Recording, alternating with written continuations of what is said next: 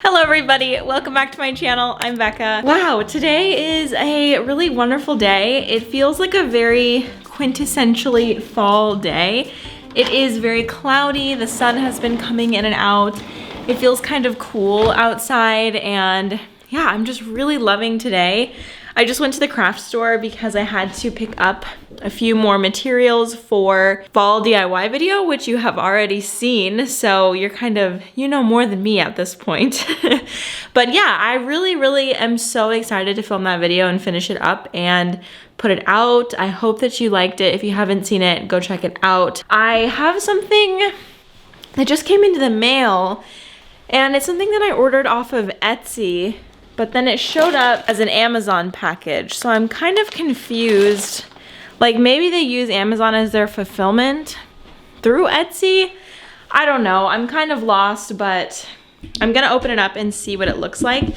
But basically, hold on, I'm putting you on my tripod here. Okay, as you can see, I have my fall tablescape, which is on this table runner that Daniel's grandma made for us. And I have another spot where I want to put this and replace it with this macrame table runner. So let's see. I was thinking about making it, but then I was like, you know what? That's so much work and I don't want to. Like if I'm honest with myself, I just don't want to. So this is what it looks like. It looks really nice. It should hang off both sides of the table really nicely. So let's see how it looks. I'm gonna have to move everything. Okay, I really like it. It looks super cute and it's a little shorter than I had imagined, but that's okay. It's not the end of the world by any means. So I'm gonna just put everything back where I think it was. See, this is a little bit difficult because it's not a completely even surface. So I have to be careful with the candles. This tablescape is literally so random and there's no thought put behind it whatsoever. I just put things. I have a lot of pumpkins and I feel like it might be a little bit overkill, but honestly, I love it. I think that pumpkins are the cutest thing ever. I want them all over, so I love it. I think that looks really nice. Oh, I'm gonna pull this in a little bit more. How's that? I don't know how to get these candles to stand up straight. Wow, that looks great. And then I'm gonna put this table runner on our coffee table. Here's a bit of a closer look. It looks so cute, I love it. All right, it is the next day. Forgive me for being an outfit repeater, but I loved the outfit. I felt good in it, so I wore it again. But we're at the dog groomer. We're about to walk in. The doggies are ready to be groomed. Are you ready? I wanted to get a good before and after, but you can't really see them. The dogs are dropped off and everything was fine. It's always a little stressful because they get really excited and they're like nervous and everything else. And when we were standing outside, Leo had to pee, of course, and he peed right on top of Cooper's head because Cooper just does not pay attention. So that was kind of gross, but they're dropped off. They have the same groomer every single time, so she knows them really well. It's crazy because this place only has one groomer. There's like a groomer shortage in Columbia. Like there's just not that many of them, which is so wild. Like when we first moved here, it was horrible to try to get into a groomer. So when we finally did, we went to like a Petco, and it wasn't a great haircut, I think because his hair was so long. Usually, like growing up, we used to take our dogs to Petco and it was never a problem. I guess it was a problem this time. Like, I don't know, it just didn't turn out very well. So we haven't had very good experiences at Petco with Leo. I don't know if his hair is just like weird or what the situation is, but when we go to like a, you know, mom and pop groomer, it always turns out really well. So, but I don't know. I'm sure that there's good groomers at Petco, of course, but for some reason we just don't have great experiences. So anyway, just dropped them off. I hate driving back home after I do this because it's usually like 2 hours and it takes me 20 minutes to drive home, 20 minutes to drive back. So that's like almost an hour of me just driving. So I'm going to run errands around town and see like what I can do. I am having to drop off some stuff to the post office because, oh darn it, I just realized I don't have my post office key. Dang, I wish that I could check my P.O. box right now. But anyway, Maybe I'll ask them to open it up for me. Who knows? But anyway, I have some boxes filled with some fabric pumpkins that I'm sending off. I'm sending off the first round to like my friends and family to make sure that like the stems don't break off in the mail, and also to see like how much it would cost basically. Boxes are dropped off, all but one, because one of them had a prepaid FedEx label. And apparently USPS does not accept FedEx labels. I didn't know this. I thought they were just the general mail people, but I guess this makes sense. I'm thinking that I'm going to go over to Target really quick and look at a few things. And then I have to go do something for my garden vlog, which if you watch my garden vlogs on my first channel, you will know what I'm up to. I'm trying to get some pallets for a composting system. So if you're interested in anything like that, you should definitely go check that out because it's kind of fun. I'm building something new. I don't know. Building things has been a little something that I've been doing lately, is trying to use my little skills with my drill and everything else. It's been kind of fun. So, okay, I'm also getting a little hungry, so it's almost time for lunch. What should we have for lunch? I'm thinking tropical smoothie cafe. I think I'm pretty close to one. Hello, everybody. We are at another day of this video, and I am going to a store right now. I met up with an old friend from high school earlier this morning. He was passing through town and we just went out to get lunch. And before we met up, Dan and I were walking around downtown and we walked into this vintage shop. I've never heard of this vintage shop before. Of course, I haven't really done like a lot of vintage shopping in Colombia, but the prices were really good. Like there was some beautiful things in there that I think were priced really well. Like lots of homemade vintage dresses and things like that. It was awesome, and I feel like if I was to get like a traditional job again, I would want to get a job at like a vintage shop like that, because I just really appreciate vintage clothing a lot. I feel like it would be a fun job, so I don't know. Maybe that's something to keep in mind for later for myself. But yeah, it's a really cool shop. They had amazing prices, really beautiful things, really unique items too. So I'm gonna take you with me.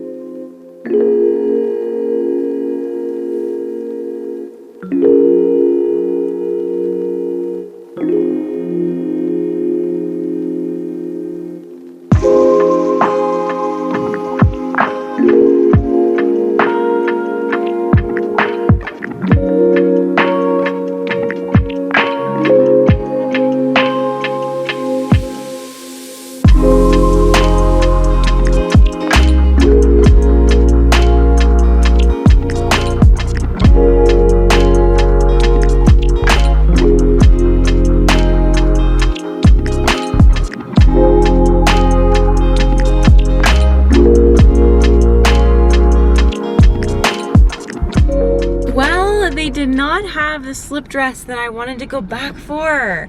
I'm so sad. It was a really beautiful, like, kind of, it's not like lingerie, but it's just like a slip dress. And I'm so sad. It sold within the last 5 hours because I was there at noon and now it's 5 and it's gone. I'm pretty sad about it. Oh, I just realized I don't have my microphone on. So that stinks, but I guess that just means that I get to keep looking for one of those again in the future. I really wanted to ask where they source the clothing, because so many things in there are made at home. Like I can tell that it was made by a home sewist, and I really wanted to ask where they source things, but I didn't know if that was rude and like it would come across like I'm trying to cut out the middleman and just go straight to them, like to the source. But I feel like they thrift a lot of things. But I'm not sure. If you have a vintage store near you, where do they source the stuff? I'm sure I could Google it. I don't know, but it's not like these items you can just like mass order because they're vintage. So I just wonder, where do these items come from, you know? I'm gonna go back home now. Hi, my friends. I think that it's been a while since I have filmed for this video. So I figured that I would pick it up over the next couple of days and then get it out so that you can see it, because I would love to post a new video. Hi, Goopy. Okay, so I got some packages. The boxes got wet because it was raining. Anyway, I've been placing some orders to get some home stuff because this winter I decided that I'm going to update slash redo, dare I say renovate, one room every month this winter because I need something to get me through a really dark, sad winter. The last couple of days have been really dark and gray and rainy, and it's just a precursor for the rest of the winter. I mean, it's fine now because the trees all still have leaves and everything, but it's just gonna continue getting darker and rainier and sadder and colder, and I need something to, I don't know, kind of get me through it. So I figured that, sorry, I'm like really trying to get the right angle here. So I figured that doing home projects would really help me out because I would rather work on them in the winter time because in the summertime I like to do outside projects. So all that said, I bought some stuff. I'm still trying to figure out what the schedule is gonna be. Like, I think I'm gonna do our bedroom first, and then the bathroom, and then the kitchen. And the kitchen's not gonna be too intense. I just kind of wanna like refresh it. Because a year ago I painted it, and it still looks good. It just, I wanna like redo the open shelf because I haven't done anything to the open shelf since I set it up. So, okay. I got some stuff from CB2, that's what this is. So I'm gonna show you all of this. First of all, something that feels a little old-fashioned to have, but I feel I really needed is a bread box. So I was seeing this one on CB2. It's just a white tin bread box, and there it is. You put your bread in it, and I just didn't want to keep putting the bread on top of the refrigerator. I felt like it needed like a place to go, and I've heard that bread boxes have a lot of benefits for the bread to keep it good for longer. So there's that. And then from CB2 I also got these big test tubes, which are propagation vessels basically. So you put them on your wall, and they're propagation vessels, and I think they're like $5 each. I grabbed, I think 6 of them. So that's gonna be super fun. That's gonna go in this bedroom downstairs, like my office. I'm pretty stoked about it. It's gonna be great. And then I have another table from Magnolia, Hearth and Hand, Target, because I purchased a little side table for that room, and I'll show you what it looks like. So here is the place I'm gonna put it. This is just a chair. When I got my side chairs, or what are these, bar stools, it came with 4, but I only needed 3. But, you know, what are you gonna do? I just have an extra now. I don't know what to do with it. There she is. It looks great. Besides the fact that that wood doesn't match, I don't know what I'm gonna do about this bed. I might get a different bed for this room, like a different bed frame, but I still need to put something up on the wall in here, and then this room will basically be done. So, really happy with that. I also ordered a lamp that will be arriving soon, and I'll just stick it on top. And as far as the bread box goes, I would like to put it here. There's other stuff there right now, so I'm gonna get that out of the way so that we have an idea of what this is gonna look like. Oh my gosh. A couple of speed bumps. There we go. Looks great, especially with our bug trap. Love to see it.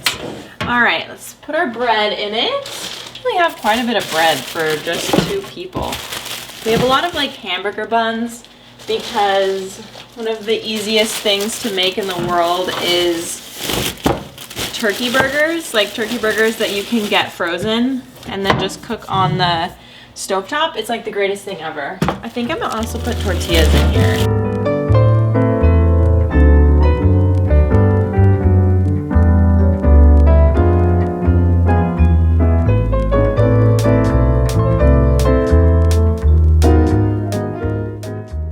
Here is another area of my kitchen that I'd like to hit up when I do my little kitchen refresh. I would like to just redo this area, and I actually saw Carrie Rad, if you know who that is, she's another YouTuber.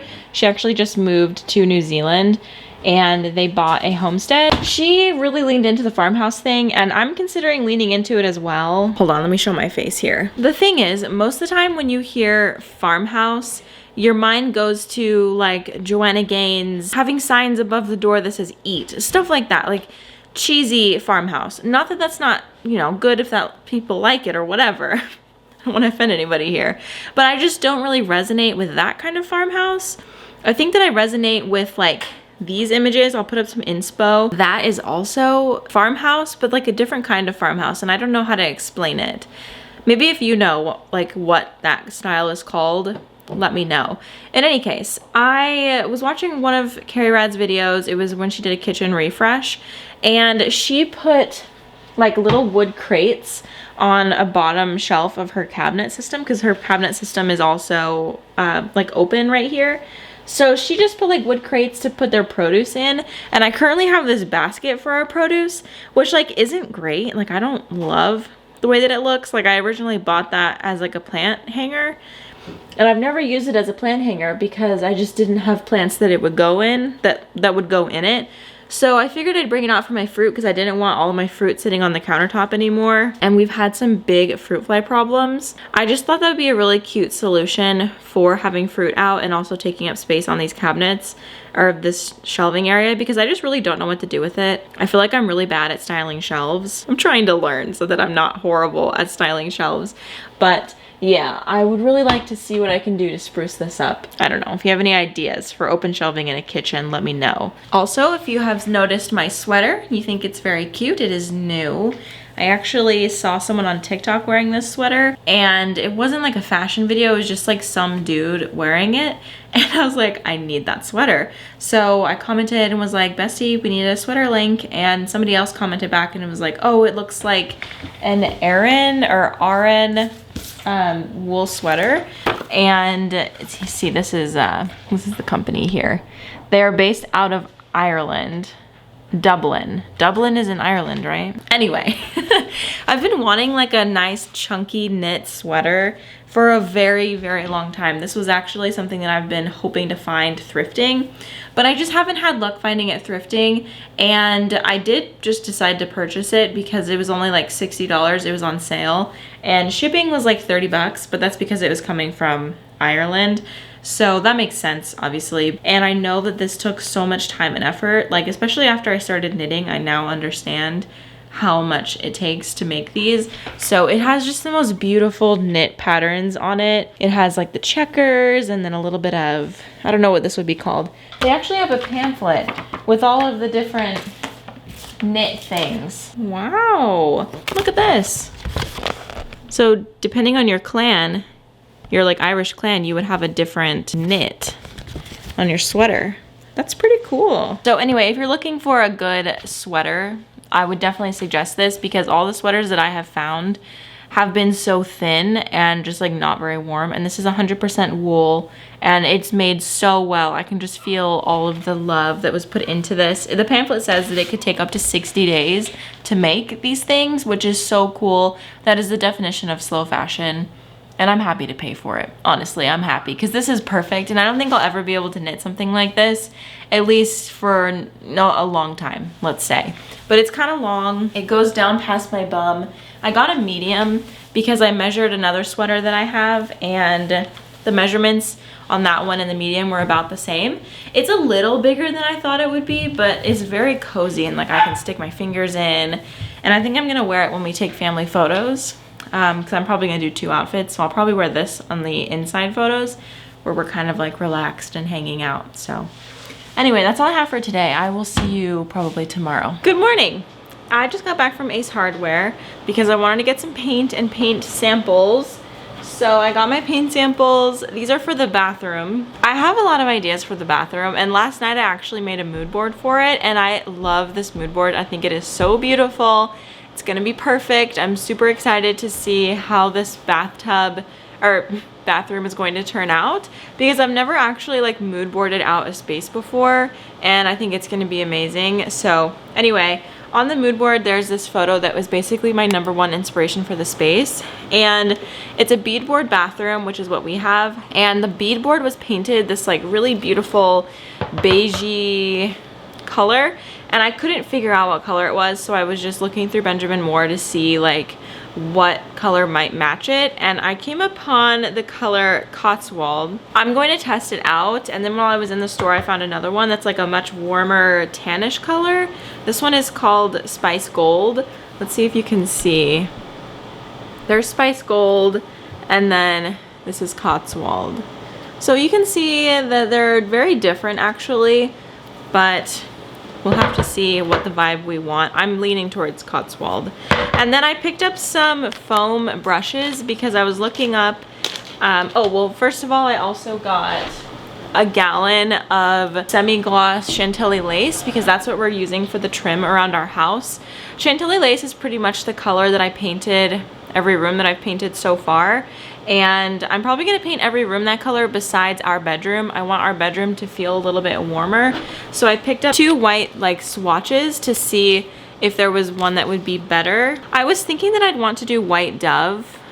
These are probably very hard to see in comparison to everything else, but there's White Dove. And then I wish that I grabbed a swatch that had Chantilly lace on it, but you're just gonna have to trust me. White Dove is a lot like warmer. Chantilly lace feels, I wouldn't say it's a cool white, but I think it probably is.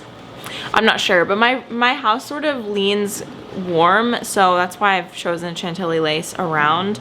And also, like, basically everybody that I follow on YouTube is obsessed with Chantilly lace, so I figured that it was a good one.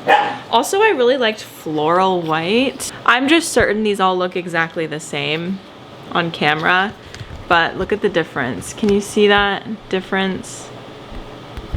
No, they look exactly the same. Oh my gosh. No, floral white's a little bit darker. Okay, anyway.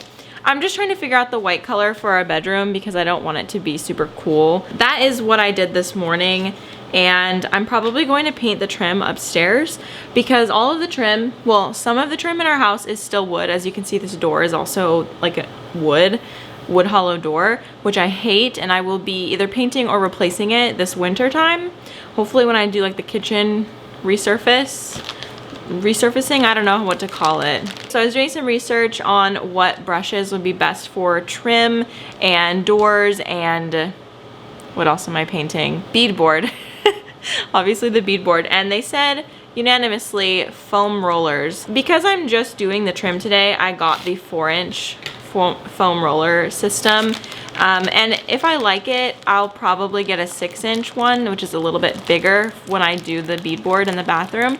But this is my pre-project. We replaced 2 doors upstairs because that hallway is so dark and the doors were wood like these ones. So we just replaced them with white doors, and I'm going to paint the trim so that we don't have to install the door and then remove the door to paint the trim. So we don't have doors upstairs right now, which has been really annoying, but I'm going to finally paint the trim today, or at least start painting it. I don't know if I'll get it done today because I'm probably gonna need a couple coats because it's wood.